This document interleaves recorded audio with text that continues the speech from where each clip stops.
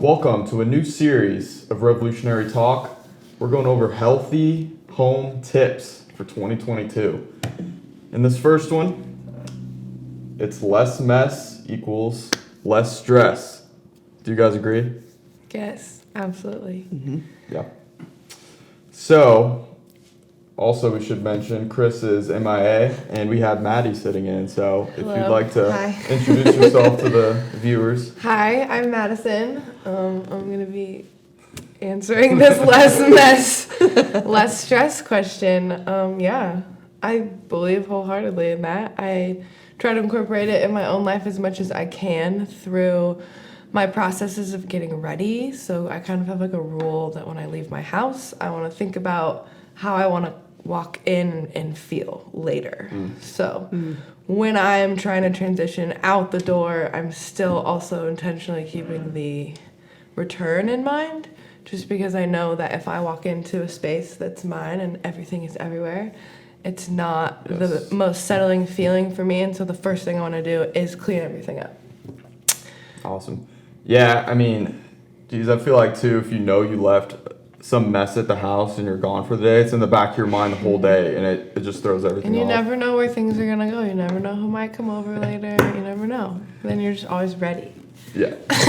And less stress on your mind because it's already clean. Yeah. At least for me. I'm like, I'd rather have it spotless as much as I can. So it's one less thing to think about later on. Yeah, big time. And I don't know, it seems like a little thing, but if you really think about it, I mean, a little stress can throw off your whole day and your mental health. So it's, I think, a bigger deal than you might think. So I think it helps also just like mentally set you up for more of a focused mindset. So like I really don't like to sit in my space and like work on my computer or do, you know, essentially admin type things in my space if it's not already been like attended to. So I think that that's just like a way to also reset your energy and knowing that like, okay, this is the way this is now. I can transition this energy and recreate this environment for myself for something new. So finding transitional moments where you can kind of use that as a way to mentally help yourself transition and kind of clean up at the same I time. love that. yeah, energy reset. Yeah. That's what I just typed in here. I like that one. Yeah. It's a good way to look at it. And then another one, like I've always had stick with me is my bed, like making my bed.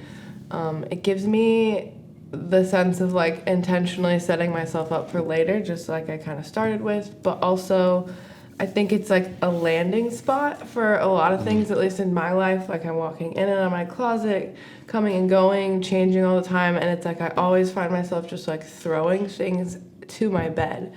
And so if it's not made, then it doesn't feel as right for me to like set outside things there or like, you know, come back at the end of the day with like a bunch of stuff on my bed and my bed's unmade.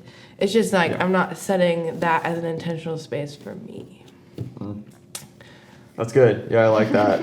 I mean, I know for me, just moving in October, like I still have a couple boxes sitting around. I think it's really actually throwing me off. Probably. It's just, Your feng shui isn't right. yeah, it's off, and I'm still like positioning the office to how I want it, and I don't know, it's kind of driving me crazy, but it's a work in progress. It'll be done one of these days.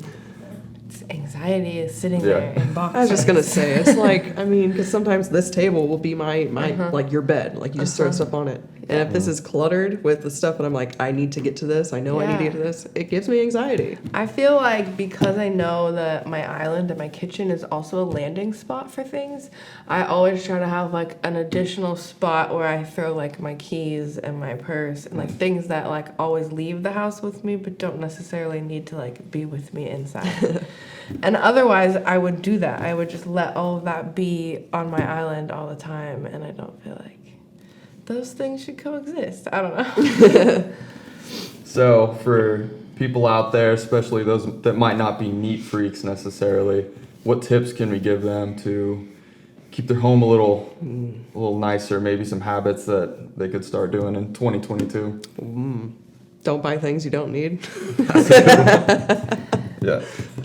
I I would say, yeah, like set an intentional 10 minutes in your process of like getting ready in the morning or to leave your house whenever or both, just to kind of like reset everything. And making your bed initially, right when you get up, I always like shower and then make my bed, and it's just like done.